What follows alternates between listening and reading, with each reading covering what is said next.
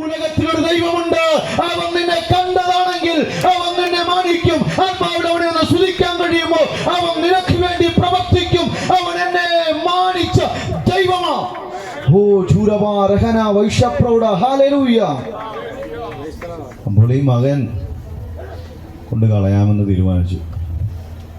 പക്ഷേ കൊച്ചുമകനുണ്ട്, അവൻ കണ്ട പ്രശ്നമാണ്. അതുകൊണ്ട് കൊച്ചുമകൻ കാണാതെ പോകണം. ഒരു ദിവസം പ്രഭാതത്തിൽ ഇവനിങ്ങനെ ചിന്തിച്ചു. അവൻ്റെ വീടിൻ്റെ അടുത്തൊരു മലയുണ്ട്. ആ മലയുടെ മുകളിൽ കൊണ്ടുവന്നിട്ട് അപ്പച്ചനെ വീൽചെയറോട് താഴ്ത്തിയിടാം. ഹല്ലേലൂയ. അതോടെ ആ ബാധ്യത തീരുമല്ലോ. താനൊരു പ്രഭാതത്തിൽ ഈ അപ്പനെ വീൽചെയറിൽ കയറ്റി പോകാൻ നേരത്ത് കൊച്ചുമോനോട് അപ്പാ എവിടെ പോകുകയാണെന്ന് ചോദിച്ചു. മോനെ നീ അകത്ത് കയറി പൊക്കോ, അപ്പൻ ഇപ്പം വരാമെന്ന് പറഞ്ഞു. ഈ കുഞ്ഞ് കരയാൻ തുടങ്ങി. ഞാൻ അപ്പനോട് വരും. എൻ്റെ കരച്ചിൽ സഹിക്കാഞ്ഞിട്ട് ഈ മോനെയും കൂടെ കൂട്ടി വീൽചെയറും തള്ളിക്കൊണ്ട് മലയുടെ അടിവാരത്ത് ചെന്നു.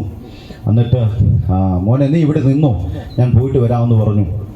ഞാൻ കൊച്ചു പയ്യൻ ഇങ്ങനെ ചോദിച്ചു, ഞാനും വരുമപ്പാ, എന്തിനാ എന്നെ കൂട്ടാത്തത്? സഹി കെട്ടിട്ട് ഈ അപ്പൻ ഇങ്ങനെ പറഞ്ഞു, കുഞ്ഞെ നിന്റെ അപ്പച്ചനെ ഞാൻ ഈ മലയിൽ കൊണ്ട് താഴോട്ട് തള്ളിയിടാൻ പോകുക, നിന്റെ അപ്പച്ചൻ എനിക്കൊരു ബാധ്യതയായി തീർന്നെന്ന് ഈ കുഞ്ഞ് മോനോട് പറയുവാനിടയായി. എന്നിട്ട് ആ മോൻ അവിടെ നിന്നിട്ട് ഈ അപ്പച്ചനെയും കൊണ്ട് ഈ മകൻ ഇങ്ങനെ മല കയറി പോകുകയാ. ഹല്ലേലൂയ. ഉടനെ ആ മോൻ അവിടെ നിന്ന് വിളിച്ചു പറഞ്ഞൊരു പദമുണ്ട്, അപ്പാ അപ്പച്ചനെ കളയുമ്പോൾ അപ്പച്ചനെ തന്നെ കളഞ്ഞാൽ മതി, ആ വീൽ ചെയറും കൂടെ ഒന്ന് തിരിച്ചു കൊണ്ടുവരണം. ഉടനെ അപ്പൻ ചോദിച്ചു, എന്താ കുഞ്ഞെ നീ അങ്ങനെ പറഞ്ഞത്? നാളെ അപ്പനും ഒരു പ്രായമാകും, ഇതുപോലെ ഈ വീൽ ചെയർ എനിക്കും കൊണ്ട് കളയേണ്ടതാണെന്ന് ആ കൊച്ചു മകൻ പറയുവാനിടയായി.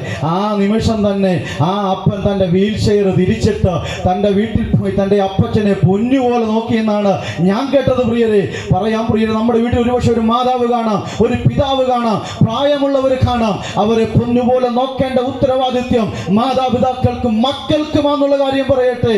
അതുകൊണ്ടാണ് ദൈവം തൻ്റെ സ്നേഹം ആദാമിനെ നോക്കി പറഞ്ഞു, ആദാമിന്റെ മകനാണ്. പക്ഷെ മകൻ പാപത്താൽ പിടിക്കപ്പെട്ടു പോയല്ലോ. ഞങ്ങൾ യുവാക്കന്മാരുടെ ഇടയിൽ പ്രവർത്തിക്കുന്നതുകൊണ്ട് ഞങ്ങൾക്കറിയാം, ഈ കഞ്ചാവിനും ഈ ഹാൻസിനും ഒന്നും കിട്ടാനില്ലെന്നാണ് കേൾക്കുന്നത്. പക്ഷേ രഹസ്യമായി വിൽക്കുന്നവരുണ്ട്. എനിക്കറിയാം അങ്ങനെയുള്ള ആൾക്കാരെ. എല്ലാം കുഞ്ഞുങ്ങൾക്കാണ് കൊടുക്കുന്ന ഇവർ. ഞാൻ ഇങ്ങനെ ഓർക്കാറുണ്ട്, ഇവരിത് കൊടുക്കും, ഇവരുടെ വീട്ടിലൊരു കുഞ്ഞില്ലേ, പിന്നെ എന്തുകൊണ്ടാണ് ഇവരിത് ചെയ്യുന്നത്? അവരുടെ ഉള്ളിൽ ഇത്രയേ ഉള്ളൂ, അവർക്ക് പണം കിട്ടിയാൽ മതി, തലമുറകൾ നശിച്ചാലും വിഷയമില്ല. തിരുവചനം പറ, നീ വിതയ്ക്കുന്നത് കൊയ്യുമെന്ന. മനസ്സിലായോ?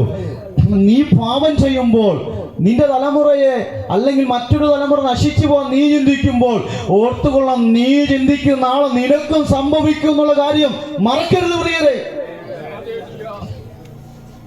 അതുകൊണ്ട് ഒരുപാട് കുഞ്ഞുങ്ങളെ ഞാൻ അടുത്ത് വിളിച്ചിട്ടുണ്ട്, കവലയിൽ നിന്ന് സുവിശേഷം പ്രസംഗിപ്പിച്ചിട്ടുണ്ട്.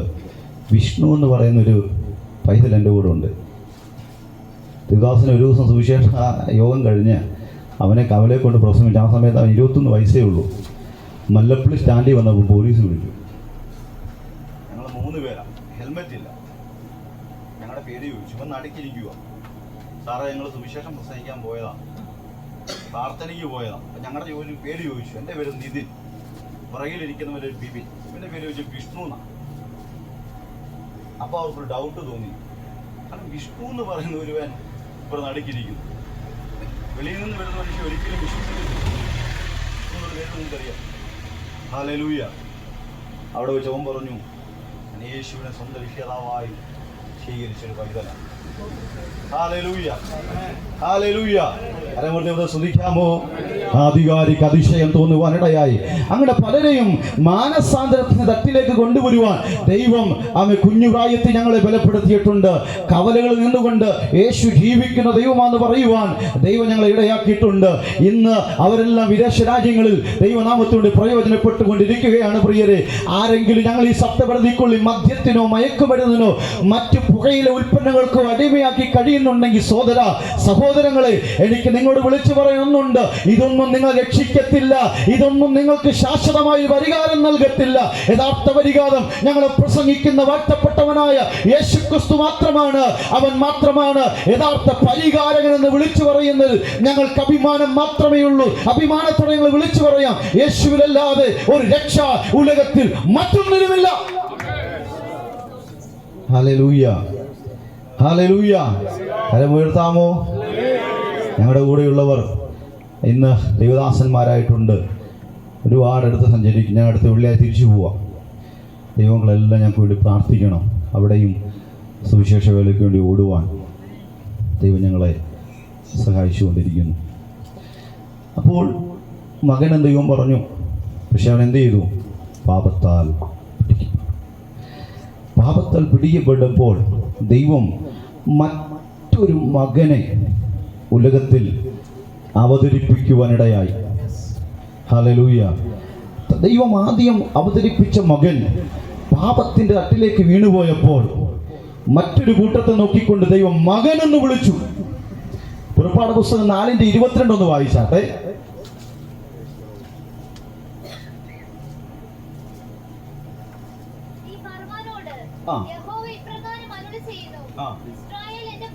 ഇസ്രായേൽ എന്താ? ഇസ്രായേൽ എന്റെ പുത്രൻ, എന്റെ ആദ്യജാതൻ തന്നെ. കരം ഉയർത്താമോ? നിങ്ങൾ ഉറങ്ങാതിരിക്കാനാണ് വല്ലപ്പോഴും കരം ഉയർത്തിക്കുന്നത്. ഹല്ലേലൂയ. ആദ്യത്തെ മകനെ ദൈവം അവതരിപ്പിച്ചു. അവൻ പാപത്താൽ പിടിക്കപ്പെട്ട് വീണു കഴിഞ്ഞപ്പോൾ രണ്ടാമതൊരു പുത്രനെ കുറിച്ച് ദൈവം പറയുകയാണ്, ഇസ്രായേൽ എന്റെ മകൻ, എന്റെ ആദ്യജാതൻ തന്നെ. ഹല്ലേലൂയ. 5:1 തൊട്ട് വായിക്കാം. ആ കുഞ്ഞ് അതിന്റെ താട്ടൊന്ന് വായിച്ചാട്ട്. ആദ്യജാതൻ തന്നെ പെട്ടെന്ന് വായിച്ചാൽ സമയം പോകും.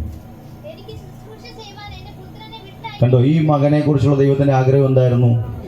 എനിക്ക് ശുശ്രൂഷ ചെയ്യിക്കാൻ ആഗ്രഹം. മനസ്സിലായോ? എനിക്ക് ശുശ്രൂഷ ചെയ്യിക്കാനാണ്. പലരും പറയും, എൻ്റെ കുഞ്ഞിനെ സുവിശേഷ വേലയ്ക്ക് വിടത്തില്ല, കഷ്ടതയാണ്, ബുദ്ധിമുട്ടാണ്, പ്രയാസമാണ്. ഇല്ല ഒന്നും പറയുന്നില്ല, ഞാൻ അനുഭവിച്ചൊരു മനുഷ്യനാണ്. പക്ഷേ വിളിയുള്ള കുഞ്ഞുങ്ങളെ സുവിശേഷ വേലയ്ക്ക് വിടാതിരിക്കരുത്. അമ്മമാരോടും പിതാക്കന്മാരോടുമാണ് ഞാൻ ഈ സന്ദേശം പറയുന്നത്. Hallelujah, praise the Lord. ഇവിടെ ദൈവം പറയുകയാണ്, ഈ മകനെ ഞാൻ എന്ത് ചെയ്യാൻ പോകുകയാ?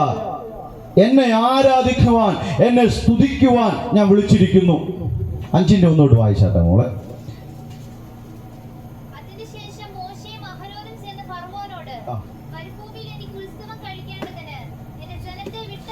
എന്റെ ജനത്തെ മരുഭൂമിയിൽ എനിക്ക് ഉത്സവം കഴിക്കേണ്ടതിന് വിട്ടയക്കണം. ഒന്നുകൂടെ പറഞ്ഞു, എൻ്റെ മകനെ എനിക്ക് ഉത്സവം കഴിക്കേണ്ടതിന്, എന്നെ ആരാധിക്കേണ്ടതിന് എൻ്റെ മകനെ വിട്ടുതരണമെന്ന് അന്നത്തെ അധികാരിയോട് മോശയിലൂടെ ദൈവം വിളിച്ചു പറയുവാനിടയായി. ആത്മാവിൽ എന്നെ ശ്രദ്ധിക്കുന്ന പ്രിയരെ, ഇന്നത്തെ തലമുറയെ നോക്കിക്കഴിഞ്ഞാൽ അവർ പള്ളിയിൽ കയറാൻ മടിയുള്ളവരാ. ശരിയല്ലേ? ഞങ്ങളുടെ നാട്ടിൽ ചർച്ചുണ്ട്, തലമുറകൾ ചർച്ചിലില്ല. കഴിഞ്ഞ ആഴ്ചയിൽ ഞാൻ ചർച്ചയിൽ പോയി. തലമുറകൾ ജോലിക്കായും പല ദേശത്തേക്ക് സഞ്ചരിക്കുന്നു. അത് മാത്രമല്ല, വീട്ടിലുള്ള തലമുറകൾ വീട്ടിൽ കിടക്കുകയാ. ഇന്നത്തെ തലമുറകൾ ഹല്ലേലൂയ പള്ളിയിൽ കയറുവാൻ മടിയുള്ളൊരു തലമുറയാണ്. അങ്ങനെ ഇരിക്കുമ്പോഴാണ് ദൈവം പറഞ്ഞത്, ഇസ്രായേൽ എൻ്റെ പുത്രനാ, അവനെ എന്നെ ആരാധിക്കുവാൻ, എന്നെ ഉത്സവം കഴിക്കുവാൻ അവനെ വിട്ടു തരണമെന്ന് ദൈവം വിളിച്ചു പറയുവാനിടയായി. അന്നത്തെ അധികാരി ആ തലമുറയെ പിടിച്ചു വെച്ചു. ദേശത്തോട്, വ്യക്തികളോട് പരിശുദ്ധാത്മാവിനെ ഞാൻ വിളിച്ചു പറയാം, നിന്റെ തലമുറയെ ആരാധനയ്ക്ക് വിടരുതെന്ന് പറഞ്ഞുകൊണ്ട്, പള്ളിയിൽ കയറരുതെന്ന് പറഞ്ഞുകൊണ്ട് ദേശത്തെ വാദഗതികൾ, ദേശത്തിന്റെ പോരാട്ടങ്ങൾ അവരെ പിടിച്ചു വെച്ചുകൊണ്ട് ഇനിയും അടുത്തൊരു തലമുറ പള്ളിയിൽ കയറരുത്, അതിന്റെ വാതിൽ അടഞ്ഞു കിടക്കണമെന്ന് പിശാച് വെല്ലുവിളിക്കുമ്പോൾ ഈ സമയം ഈ വചനത്തോട് നിന്നുകൊണ്ട് ദൂത് പറയാം, എന്റെ മകനെ വിട്ടു തന്നേ പറ്റത്തുള്ളൂ. അവൻ എന്റെ തലമുറയാ, അവനെ ഞാൻ വിടുവിക്കും. ഈ ദേശത്തോട് പരിശുദ്ധാത്മ പറയുന്നു, ചില തലമുറകളെ വിടുവിച്ചെടുക്കുവാൻ കഴിയുന്ന ഒരു ദൈവം ജീവിക്കുന്നു. അവന്റെ സാന്നിധ്യം ഈ ദേശത്ത് വ്യാപരിക്കും. യേശുവിന്റെ അധികാരമുള്ള നാമത്തിൽ ജയമെടുക്കുന്നു. തലമുറകളെ പിടിച്ചു പിടിച്ചു വെക്കുന്ന ദേശത്തിൻ്റെ വ്യാപാര ശക്തികളെ നോക്കിക്കൊണ്ട് അഭിഷേകമുള്ള ദൈവമക്കൾ, അഭിഷേകമുള്ള അച്ഛന്മാർ, അഭിഷേകമുള്ള അമ്മമാർ അവർ മടിച്ച് വീട്ടിലിരിക്കുക. കുഞ്ഞ്, നിന്റെ അഭിഷേകത്തെ ഒന്ന് കുടഞ്ഞെടുക്കാൻ ഈ രാത്രി നിന്ന് കഴിയുമോ? നിന്റെ അഭിഷേകത്തെ ഒന്ന് കുടഞ്ഞെടുക്കാൻ കഴിയുമോ? നിന്റെ തലമുറ എങ്ങോട്ടാണ് സഞ്ചരിക്കുന്നത് നീ പോലും അറിയുന്നില്ല, നീ പോലും അറിയുന്നില്ല.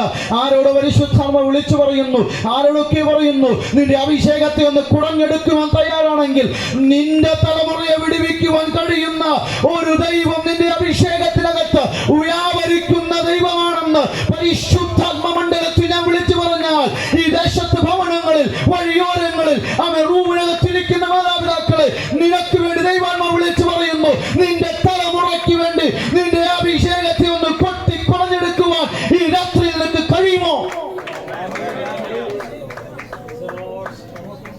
ഹല്ലേലൂയ. തലമുറകളെ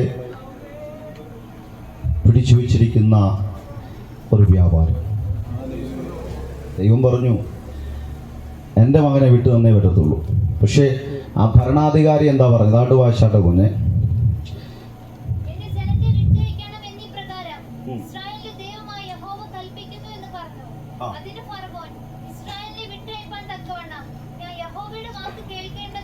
അവനാർ അധികാരി പറയുകയാണ്. ഒന്നുകൂടെ ഞാൻ എൻ്റെ പദത്തിൽ നിന്നുകൊണ്ട് പറയാം. ദൈവത്തിൻ്റെ മകനെ വിട്ട് കൊടുക്കേണ്ടതിന് ദൈവമാരാണെന്ന് അവൻ ചോദിക്കുന്നു. കരമൊന്ന് ഉയർത്തിയാട്ടെ. ദൈവത്തെ എനിക്കറിയത്തില്ല എന്ന് പറയുന്നു. അവൻ്റെ ശക്തി എനിക്കറിയത്തില്ല എന്ന് പറയുന്നു. ആ ദൈവത്തിൻ്റെ തലമുറയെ ഞാൻ ഒരിക്കലും വിട്ടു തരത്തില്ല എന്ന് തന്നെ അവൻ ശക്തമായ ഭാഷയിൽ വിളിച്ചു പറഞ്ഞു. എന്നാൽ ദൈവമാരാണെന്ന്, തൻ്റെ തലമുറയെ എങ്ങനെയാണ് ദൈവം വിടുവിക്കുന്നതെന്ന് അവൻ 12-ാം അധ്യായത്തിൽ പരിശുദ്ധാത്മ പഠിപ്പിച്ചു. 12-ാം അധ്യായം 29-ാം വാക്യം വായിച്ചാട്ടെ.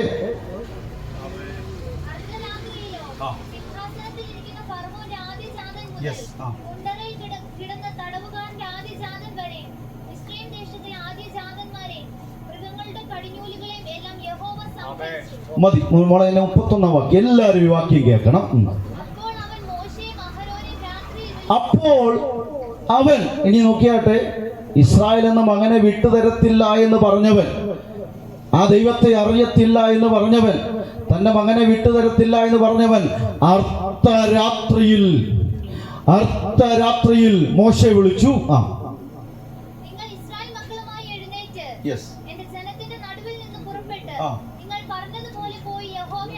നിങ്ങൾ പറഞ്ഞതുപോലെ പോയി യഹോവയെ ആരാധിച്ചു കൊള്ളുവിൻ. കരമുയർത്താൻ എത്ര കഴിയും? വിട്ടുതരത്തില്ല, ആരാധനയ്ക്ക് നിന്റെ തലമുറയെ വിട്ടുതരത്തില്ല എന്ന് ആ ദേശത്തിന് വീരവാദം മുഴക്കിയ ഭരണ അധികാരി തന്നെ പിന്നീട് പറയുകയാണ്. അവനെ കൊണ്ടുപോയിക്കൊള്ളുവിൻ. ആ ആരാധനയ്ക്കായി, ദൈവത്തെ സ്തുതിക്കുവാൻ, ദൈവത്തെ ആരാധിക്കുവാൻ അവനെ കൊണ്ടുപോയിക്കൊള്ളുവിൻ എന്ന് ദൈവം തന്നെ അവനെ കൊണ്ട് പറയിപ്പിച്ചെങ്കിൽ ഈ രാത്രി പരിശുദ്ധാത്മ വിളിച്ചു പറയുന്നു, നിന്റെ തലമുറയെ വിടുവിക്കുന്ന ഒരു ദൈവം ഇന്ന് രാത്രിയിൽ ഈ സുവിശേഷ യോഗത്തിന്റെ 1-ാം ദിന രാത്രിയിൽ ഈ പന്തലിനകത്ത് ഇറങ്ങി വന്നിട്ടുണ്ട്. എത്ര പേര് വിശ്വസിക്കുന്നു? ഇതെന്റെ തലമുറയുടെ വിടുതലാണ്, അവന്റെ ഭാവിയുടെ വിടുതലാണ്, അവന്റെ ആത്മീയ ജീവിതത്തിന്റെ വിടുതലാണ്. അവനെ വിടുവിക്കുന്ന ഒരു ദൈവം, എന്റെ മകനെ വിടുവിക്കുന്ന ഒരു ദൈവം ഇറങ്ങിയിട്ടുണ്ടെന്ന് വിശ്വസിക്കുന്നവർ ആത്മാവെ അവനെ സ്തുതിച്ചു തുടങ്ങാം. ഓ, യേശുവിന്റെ നാമത്തിൽ ജയമെടുക്കുന്നു, ജയമെടുക്കുന്നു, ജയമെടുക്കുന്നു. ഒരിക്കലും ഒരു അമ്മ, ഒത്തിരി സന്തോഷമുണ്ട്, ഒരു അമ്മയുണ്ട്. വിവാസന്മാരെ അമ്മയ്ക്കൊരു ദർശനം കിട്ടി. ആ ദർശനം എന്നാണെന്നറിയോ? രാത്രി കിടന്നുറങ്ങിയപ്പോൾ അമ്മമാരോടാണ് ഞാൻ ദൂത് പറയുന്നത്. അമ്മയ്ക്ക് കിട്ടിയ ദർശനം, മറിയ എന്ന അമ്മയുടെ പേര്. അമ്മയ്ക്ക് കിട്ടിയ ദർശനം എന്നറിയോ? നീ ഒരു പ്രസംഗിയാവും എന്നാണ് ദർശനം. ഈ അമ്മയ്ക്ക് 8 മക്കളായിരുന്നു. ഈ അമ്മ ഓടി DL മൂഡിയുടെ അടുത്തേക്ക് ചെന്നിട്ട് ഇങ്ങനെ പറഞ്ഞു, ദേവദാസനെ, എനിക്ക് ഇന്നലെ രാത്രി ഒരു അരുളപ്പാടുണ്ടായി. എനിക്ക് ഒരു പ്രസംഗിയായി മാറുമെന്ന ദൈവം എന്നോട് പറഞ്ഞത്. പറഞ്ഞേ, ആ അമ്മയോട് DL മൂടി ഇങ്ങനെയാണ് പറഞ്ഞത്, അമ്മേ, എന്നെ ഒന്ന് നോക്കിക്കേ, അമ്മയ്ക്ക് കിട്ടിയ ദർശനം നല്ലതാ, എനിക്ക് ഒത്തിരി സന്തോഷമുണ്ടായി. എന്നാൽ അമ്മയുടെ ആ ദർശനം വീട്ടിൽ വെച്ച് തന്നെ തുടങ്ങട്ടെ എന്ന് ടി.എൽ. മൂഡി വിളിച്ചു പറഞ്ഞു. അർത്ഥം മനസ്സിലായോ? തൻ്റെ വീട്ടിൽ 8 മക്കളുണ്ട്. തൻ്റെ പ്രസംഗം, തൻ്റെ വചന ശുശ്രൂഷ തൻ്റെ വീട്ടിൽ വെച്ച് തന്നെ തുടങ്ങട്ടെ എന്ന് അഭിഷക്തൻ വിളിച്ചു പറഞ്ഞു. അന്ന് മുതൽ ഈ അമ്മ 8 മക്കളെ ഇരുത്തി പ്രസംഗിക്കാൻ തുടങ്ങി, വചനം പറയാൻ തുടങ്ങി, വചനം കേൾപ്പിക്കുവാൻ തുടങ്ങി. പിന്നീട് കണ്ടത് ആ കുടുംബം ഒരു മിഷണറി ഫാമിലിയായി മാറുവാനിടയായി. ആമേ പ്രാപിച്ച ദൈവത്തിനോട് ദൂത് പറയാം, ഈ അമ്മ എന്നും തൻ്റെ വീട്ടിൽ പറയുന്ന വചനങ്ങൾ ഈ മക്കളുടെ ഹൃദയത്തിലേക്ക് ഇടിച്ചു കയറുവാൻ തുടങ്ങി. ഓരോ ദിവസം പ്രസംഗിക്കുന്ന വചനങ്ങൾ, ഈ അമ്മ പറയുന്ന വാക്കുകൾ മക്കളുടെ ഹൃദയത്തിലേക്ക് ഇടിച്ചു കയറുവാൻ തുടങ്ങി. മക്കൾക്ക് മനസ്സിലായി, അയ്യോ ഒരു സത്യമുണ്ടെങ്കിൽ അത് യേശുവിന്റെ വചനം മാത്രമാണ്. അവരെല്ലാം സുവിശേഷ വേലയ്ക്ക് വേണ്ടി ഇറങ്ങുവാൻ തുടങ്ങി. അവരെല്ലാം സുവിശേഷം നിൽക്കുവാൻ തുടങ്ങി. എന്താണ്? ഒരു മാതാവിനെ കിട്ടിയ ദർശനം തൻ്റെ വീട്ടിൽ താൻ സ്ഥാപിതത്തിലേക്ക് കൊണ്ടുവന്നപ്പോൾ, തൻ്റെ വീട്ടിൽ താൻ പ്രവൃത്തിപഥത്തിലേക്ക് കൊണ്ടുവന്നപ്പോൾ തലമുറകൾ മുഴുവൻ വിടുവിക്കപ്പെട്ടെങ്കിൽ, എന്നെ കേൾക്കുന്ന മാതാപിതാക്കളെ, നിന്റെ വീട് ഒരു പ്രസംഗവേദിയായി തീരട്ടെ. നിന്റെ വീട് വചനം ശുശ്രൂഷിക്കുന്ന ഒരു വീടായി തീരട്ടെ. നിന്റെ തലമുറയോട് വചനം പറയുന്ന ഭവനങ്ങളായി തീരട്ടെ. തീർച്ചയായിട്ടും നിന്റെ തലമുറകൾ വാഴ വീഴ്ച പോകത്തില്ല. അവർ കേൾക്കുന്ന വചനം നാളെ അവർക്കൊരു വിടുതലാകും, നാളെ അവർക്കൊരു അനുഗ്രഹമാകും. തീർച്ചയായിട്ടും അത് നടക്കും. അങ്ങനെ ഒരു തലത്തിലേക്ക് മാതാപിതാക്കൾ കിടന്നു വരണം. അതുകൊണ്ടാ പാട്ടുകാരൻ പാടി, ഭറവോന് പാടാൻ നല്ല പാട്ടുകാരിപ്പുണ്ട്, പക്ഷെ സമയമില്ല. ഞാനിനി അടിമയിൽ പരമസിയോന് ഞാൻ എന്തല്ല, അന്യനല്ല.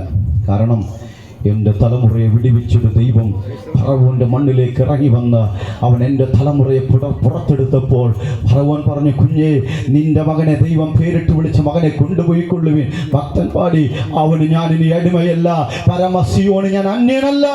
അത്ര വലിയൊരു ദൈവം ഇന്ന് രാത്രി ജീവിക്കുന്നു. ദൈവത്തിന് മഹത്വം. പക്ഷെ ആ മകനും പാപത്താൽ പിടിക്കപ്പെട്ടു. 2 പേരെ കനാന്തേശത്ത് കയറിയുള്ളൂ. നിങ്ങൾക്കറിയാം, വിശദീകരിക്കുന്നില്ല. കാളക്കുട്ടിയെ വാർത്തുണ്ടാക്കി പാപത്തിൽ വീണുപോയി ദൈവം 2ാമത് ഭൂമിയിൽ അവതരിപ്പിച്ച മകനും പിടിക്കപ്പെടുവാനിടയായി. നീ എന്നെ കേൾക്കുപ്രിയരെ, അടുത്തൊരു തലമുറയെ നിങ്ങളുടെ മുമ്പിലേക്ക് ഞാൻ കൊണ്ടുവന്ന് എൻ്റെ പ്രസംഗത്തിൽ ഞാൻ കുത്തിടും. ഹല്ലേലൂയ. 1ാമത്തെ മകനായിരിക്കുന്ന ആദാം പാപത്തിൽ പിടിക്കപ്പെട്ടു പോയി വീണ് കിടന്നപ്പോൾ 2ാമത് ദൈവം അത് അവതരിപ്പിച്ച മകൻ, ഹല്ലേലൂയ, അവനും പാപത്താൽ പിടിക്കപ്പെടുവാനിടയായി. 2 പേരും പാപത്താൽ പിടിക്കപ്പെട്ടപ്പോൾ 40ാം സങ്കീർത്തനം ഭക്തൻ തൻ്റെ പ്രാർത്ഥന മുറിക്കകത്ത് നിന്ന് എഴുതുകയാ. ദൈവാത്മാവ് പറഞ്ഞു, കുഞ്ഞെ എഴുതണമെന്ന് പറഞ്ഞു. എന്താണ് എഴുതേണ്ടത്? ഇതാ ഞാൻ വരുന്നു, പുസ്തകച്ചുരുളിൽ എന്നെ കുറിച്ച് എഴുതിയിരിക്കുന്നു. അതാരെ കുറിച്ചാണ്? തന്റെ ഏകജാതനായിരിക്കുന്ന പുത്രനിൽ വിശ്വസിക്കുന്ന ഏവനും നശിച്ചു പോകാതെ നിത്യജീവൻ പ്രാപിക്കേണ്ടതിന് പാപത്താൽ വീഴാത്ത, പാപത്താൽ വീണുപോകാത്ത ഒരു പുത്രനെ ഈ ഭൂമിയിലേക്ക് ദൈവം അവതരിപ്പിക്കുവാനിടയായി. ആ പുത്രനാണ് തന്റെ ഏകജാതനായിരിക്കുന്ന പുത്രൻ. ഹല്ലേലൂയ. മനസ്സിലായോ? Praise the Lord. പിതാവിൻ്റെ അതൊന്ന് വായിച്ചാട്ടെ, എബ്രായ ലേഖനം 10:7-9 മനസ്സിലാകാൻ വേണ്ടിയാണ്. പെട്ടെന്ന് വായിച്ചാട്ടെ.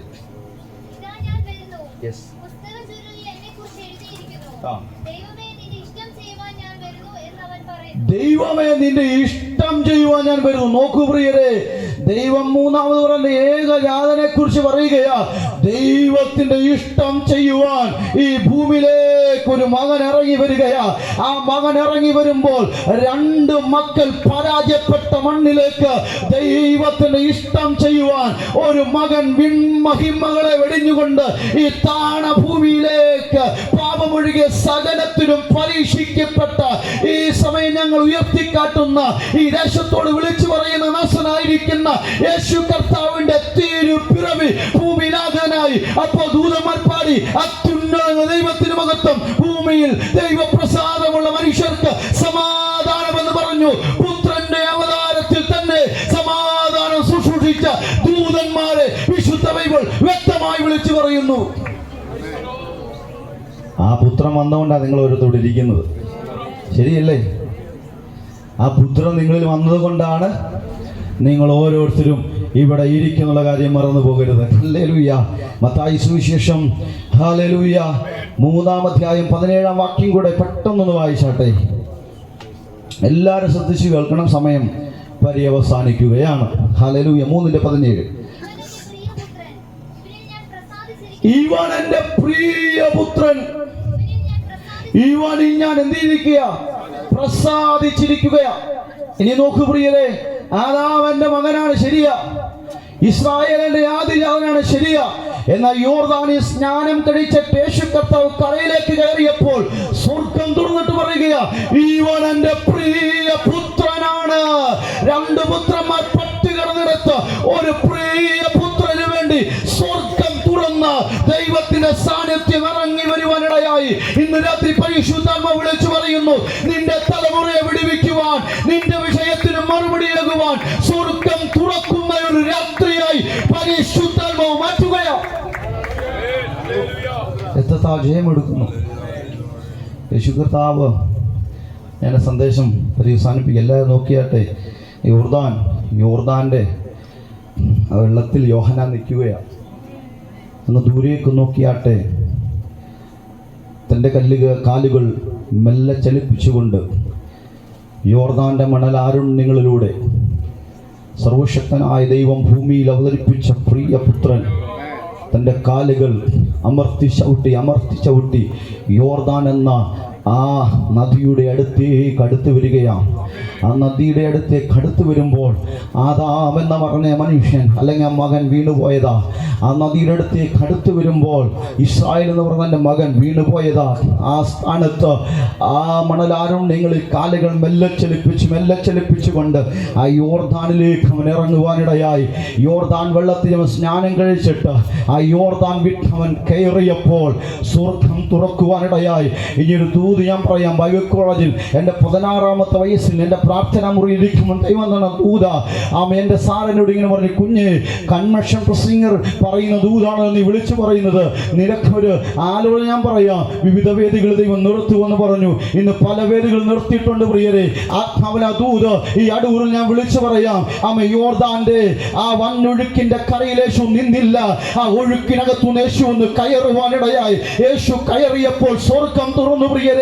ഇനി അമ്മമാരോടും പിതാക്കന്മാരോടും ദൂത് പറയാം, നിന്റെ സാഹചര്യത്തിൽ മുങ്ങിപ്പോകുവാനല്ല, നിന്റെ സാഹചര്യത്തിൽ വീണു പോകുവാനല്ല, നിന്റെ സാഹചര്യത്തിൽ പട്ടുപോകുവാനല്ല, ആത്മാവിലൊന്ന് കയറുവാൻ തയ്യാറാണെങ്കിൽ നിന്റെ വിഷയത്തിനകത്ത് സ്വർഗം തുറക്കുന്ന ഒരു രാത്രി ഇന്ന് രാത്രിയായി മാറുകയാണെന്ന് പരിശുദ്ധാത്മാവ് വിളിച്ചു പറയുന്നു. അന്യഭാഷയോട് അവനെ ഒന്ന് സ്തുതിക്കാമോ? ഇന്ന് പകലിൽ അവൻ നിനക്ക് വേണ്ടി ചലിക്കുന്ന ഒരു പുത്രൻ ഈ ഭൂമിയിൽ അവതരിക്കുവാനിടയായി. വിൺമഹിമകളെ വെടിഞ്ഞ് ഈ താണ ഉലകത്തിലേക്ക് ഇറങ്ങി വന്ന് ക്രൂശിലെ മരണത്തോളം അനുസരണമുള്ളവനായി തീർന്ന ഒരു പുത്രനെ വിശുദ്ധ ബൈബിൾ അവതരിപ്പിക്കുവാനിടയായി. അത് മറ്റാരുമല്ല, ഈ 30-ാമത്തെ വയസ്സിലും ഈ ദേശത്ത് നിന്നുകൊണ്ട് ഈ കറുത്ത വൈകിട്ട് ബൈബിള് എടുത്തുകൊണ്ട് അഭിമാനത്തോടെ പറയാം, ഒരു പുത്രൻ ഉണ്ടെങ്കിൽ അത് യേശു കർത്താവ് മാത്രമാണ്. അവനാണ് എന്നെ വിടുവിച്ചത്. ആ പുത്രൻ നിന്നെയും വിടുവിക്കും. ഇന്ന് രാത്രി വിടുതലിന്റെ രാത്രിയാ. ഈ ദേശത്തോട് കടന്നു വന്ന മാതാപിതാക്കളോട് ആത്മാവ് വിളിച്ചു പറയുന്നു, നിന്റെ തലമുറയെ വിടുവിക്കുവാൻ, നിന്റെ തലമുറയെ പുറത്തെടുക്കുവാൻ, നീ കരയുന്ന നിന്റെ തലമുറ വിഷയത്തിനകത്ത് പരിഹാരമേകുവാൻ ഈ താണ ഭൂമിയിലേക്ക് അവതരിപ്പിച്ച യേശു തമ്പുരാന്റെ സാന്നിധ്യം നിന്നെ പുറത്തെടുക്കുകയാ. ഹല്ലേലൂയ. കരം ഉയർത്താമോ? ഹല്ലേലൂയ. ഈ പുത്രന്റെ ഏറ്റവും വലിയ ഗുണമായിരുന്നു അവൻ ക്രൂശിലെ മരണത്തോളം എന്തായിരുന്നു? അനുസരണമുള്ളവനായി തീർന്നു. അത് ഇസ്രായേൽ എന്ന മകനിൽ കണ്ടില്ല. കണ്ടിരുന്നെങ്കിൽ എല്ലാവരും കനാൻ ദേശത്ത് കയറിയേനും. അത് ആദാം എന്ന മകനിൽ കണ്ടില്ല. കണ്ടിരുന്നെങ്കിൽ അവരെ താൻ പൂങ്കാവനത്തിൽ നിന്ന് പുറത്താക്കപ്പെടത്തില്ലായിരുന്നു. എന്നാൽ 3-ാമത്തെ മകൻ തൻ്റെ ഏകജാതൻ, 3-ാമത് കഥ അവതരിപ്പിച്ച ഏകജാതന്റെ ഗുണം അവൻ മരണത്തോളം എത്ര പിടികിട്ടുന്നുണ്ട്? മരണത്തോളം ആർക്ക് പിടിച്ചു നിൽക്കാൻ കഴിയും? ഹല്ലേലൂയ. ആരെങ്കിലും നിന്നെ അടിച്ചാൽ ഒരുപക്ഷെ നീ ക്ഷമിച്ചേക്കാം, ഒരുപക്ഷെ നിന്നെ ഉപദ്രവിച്ച് ക്ഷമിച്ചേക്കാം, അയൽവക്കത്തുള്ള ആൾക്കാരെ വഴക്ക് പിടിച്ച ഒരുപക്ഷെ കുറേ ക്ഷമിച്ചേക്കാം. മരണത്തോളം ആർക്ക് ക്ഷമിക്കാൻ കഴിയും? കുറച്ച് ക്ഷമിക്കുവാൻ തിരിച്ചടിക്കുവാൻ നിങ്ങൾ ചെല്ലത്തില്ലേ? മനുഷ്യ സഹജമാ. എന്നാൽ മരണത്തോളം താഴ്മയുള്ളൊരു മകൻ തൻ്റെ അപ്പൻ്റെ പ്രസാദത്തിന് വേണ്ടി ധീരതയോടെ നിൽക്കുകയാ. അപ്പോൾ കഴിയുമെങ്കിൽ ഈ പാനപാത്രം ഒന്ന് മാറ്റാമോ? ആ കാരണം ഇത് വേദനയാണ്, ഇത് സങ്കടമാണ്, ഇത് പ്രയാസമാണ്. എങ്കിലും സാരമില്ല, അപ്പന്റെ ഇഷ്ടത്തിന് വേണ്ടി അനുസരണയുള്ളവനായി ഞാനത് കുടിക്കുവാൻ തയ്യാറാണെന്ന് ചങ്കൂറ്റത്തോടെ ഒരു തലമുറ യെരൂശലേമിന്റെ മണ്ണിൽ നിന്നുകൊണ്ട് ധീരതയോടെ വിളിച്ചു പറഞ്ഞപ്പോൾ പിശാചിന്റെ തല തകരുവാനിടയായി. ഇന്ന് രാത്രി പരിശുദ്ധാത്മാവ് വ്യാപരിക്കുന്നുണ്ട്. ആ പരിശുദ്ധാത്മാൻ സാന്നിധ്യം ഞാൻ അറിയുന്നു. ചങ്കൂറ്റത്തോടെ ഒരുവൻ 33 തിരുവയസ്സിൽ ആ ചുടുനീണം കാൽവരിയുടെ കൊല മരത്തിൽ ഒരു ജനതയ്ക്ക് വേണ്ടി ഊറ്റിയപ്പോൾ പിശാചിന് പിടിച്ചു നിൽക്കുവാൻ കഴിഞ്ഞില്ല. പിശാചിന് മനസ്സിലായി ഇത് അനുസരണയുള്ള മകനാ. പിശാചിന് മനസ്സിലായി ഇവൻ അനുസരണയുള്ളവനാ, എനിക്ക് പിടിച്ചു നിൽക്കുവാൻ കഴിയത്തില്ല. നിന്റെ കുടുംബത്തെ നോക്കി, നിന്റെ ഭാവിയെ നോക്കി, നിന്റെ തലമുറയെ നോക്കി പിശാച് പറയും തകർക്കുമെന്ന്. എന്നാൽ കർത്താവ് പറയുന്നു ഇല്ല, അവൻ നിനക്ക് വേണ്ടി ഇറങ്ങി വന്നൊരു പുത്രനുണ്ട്. അവൻ നിന്റെ തലമുറയെ പുറത്തെടുക്കുന്ന രാത്രിയാ.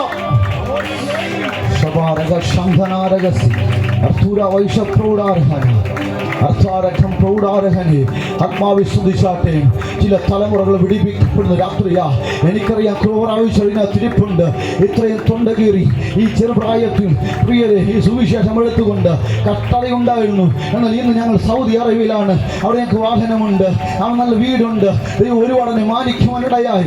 എന്നിട്ടും ഈ പ്രായത്തിൽ നിന്നുകൊണ്ട് ഒരു പുത്രൻ ഞാൻ വിളിച്ചു പറയണമെങ്കിൽ എൻ്റെ കഷ്ടതയുടെ നടുവിൽ, എൻ്റെ ബുദ്ധിമുട്ടിന്റെ നടുവിൽ, എൻ്റെ പ്രയാസങ്ങളുടെ നടുവിൽ, എന്നെ ഉപേക്ഷിച്ചവരുടെ നടുവിൽ, എന്നെ തള്ളിക്കളഞ്ഞവരുടെ നടുവിൽ, എൻ്റെ മാതാപിതാക്കളുടെ നടുവിൽ ഒരു പുത്രൻ ഇറങ്ങി വരുവാനിടയായി. അവൻ പറഞ്ഞു, കുഞ്ഞെ, നിന്നെ നോക്കുന്നത് എന്നങ്ങനെയാണെന്ന് നിന്റെ മാതാപിതാക്കളെ ഞാൻ പഠിപ്പിക്കും.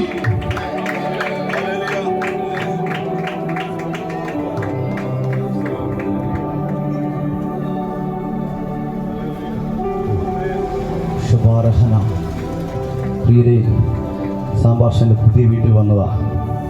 കഴിഞ്ഞ 7-ാം തീയതി ആയിരുന്നു താമസം. ആ വീട് വെച്ച് തന്ന ആരാന്നറിയാമോ? എൻ്റെ അച്ഛനാണ്. ഓരോ കല്ലെടുത്ത് അച്ഛൻ വെക്കുമ്പോഴും അച്ഛനെ കണ്ണു നിറയുമായിരുന്നു. ആ മകനെയാണല്ലോ ഞാൻ പരിഹസിച്ചത്. ഒത്തിരി കണ്ണുനീരോടെ ഏറ്റവും നല്ലൊരു വീടാണ് എൻ്റെ അപ്പൻ എനിക്ക് വെച്ച് തന്നത്. ആ ദേശത്ത് വന്ന് കാണാൻ കഴിയും. അപ്പനെന്നും പറയും, എൻ്റെ അമ്മയോട് പറയും, അമ്മ എന്നോട് പറയും, കുഞ്ഞേടാ, അച്ഛൻ എന്നും പറയും, എൻ്റെ മോനല്ലേ, നല്ല വീട് വെച്ചു കൊടുക്കണം. ആമേൻ. മരം വെട്ടിയപ്പോൾ ഞങ്ങളുടെ പറമ്പിലുള്ള ഏറ്റവും മുന്തിയിനം തേക്ക് വെട്ടിയിട്ടാണ് അതിൻ്റെ കഥകൾ പണിതത്. കാരണം അപ്പനെ ദൈവം പഠിപ്പിച്ചു, 3ാമത്തെ മകനെ മാനിക്കുന്നൊരു ദൈവമുണ്ടെന്ന്. കഴിഞ്ഞ ദിവസം രാത്രിയും എൻ്റെ അമ്മ എന്നെ വിളിച്ചിട്ട് ഇങ്ങനെ പറഞ്ഞു, കുഞ്ഞേ, എടാ, അപ്പം നിൻ്റെ നിങ്ങളുടെ പുതിയ വീട്ടിലേക്ക് വരാൻ ആഗ്രഹിക്കുന്നു. എന്താ അമ്മേ, നിന്നെ ഒന്ന് കാണണമെന്ന്. ഹല്ലേലൂയ. എനിക്ക് മനസ്സിലായി. രാത്രി എൻ്റെ അപ്പം കട്ടിലേക്ക് കിടന്നപ്പോൾ അപ്പന് മനസ്സിലായി, അമ്മൻ ദൈവനാമത്തിലൂടെ ഇറങ്ങി എൻ്റെ മകനെ ഞാൻ പരിഹസിച്ചിട്ടുണ്ട്, അവനെ ഞാൻ നിന്ദിച്ചിട്ടുണ്ട്, അവനെ ഞാൻ സങ്കടപ്പെടുത്തിയിട്ടുണ്ട്. ആ അപ്പം തന്നെ പറഞ്ഞു, കുഞ്ഞെ, എനിക്ക് നിന്നെ ഒന്ന് കാണണം. ഹല്ലേലൂയ. എനിക്ക് നിന്നെ ഒന്ന് കാണണമെന്ന് പറഞ്ഞ് പിറ്റേ ദിവസം എൻ്റെ വീട്ടിൽ വരുവാനിടയായി. ആഹാരം ഞങ്ങൾ കൊടുക്കുവാനിട. എന്താ, മാനിക്കുന്നൊരു ദൈവമുണ്ട്. ചുമ്മാതെ പറയുന്നതല്ല. ആ മാന്യത എൻ്റെ ജീവിതത്തിൽ വന്നതുകൊണ്ട് അനുഗ്രഹത്തിന് തിയോളജി പറയാനാണ് അവിടെ നിൽക്കുന്നത്. എന്നെ അനുഗ്രഹിച്ചൊരു ദൈവമുണ്ടെന്ന് വിളിച്ചു പറയുവാനാണ്, എന്നെ മാനിച്ചൊരു ദൈവമുണ്ടെന്ന് ഈ ദേശത്തോട് വിളിച്ചു പറയുവാനാണ്. അതെവിടെ കൈവച്ചു അവിടെയെല്ലാം എൻ്റെ പ്രാണം തീർന്നു ഞാൻ വിളിച്ചു പറയും, എന്നെ വിടുവിച്ചൊരു ദൈവമുണ്ട്, എന്നെ വിടുവിച്ച ഒരു പുത്രനുണ്ട്. അത് മറ്റാരുമല്ല, ഈ ദേശത്തുള്ള തലമുറകളെ വിടുവിക്കുവാൻ കഴിയുന്ന നസ്രനായിരിക്കുന്ന യേശു മാത്രമേ ഉള്ളൂ. ഹല്ലേലൂയ. നമുക്കൊരു നിമിഷം ദൈവത്തിൽ എഴുന്നേറ്റ് നിൽക്കാം.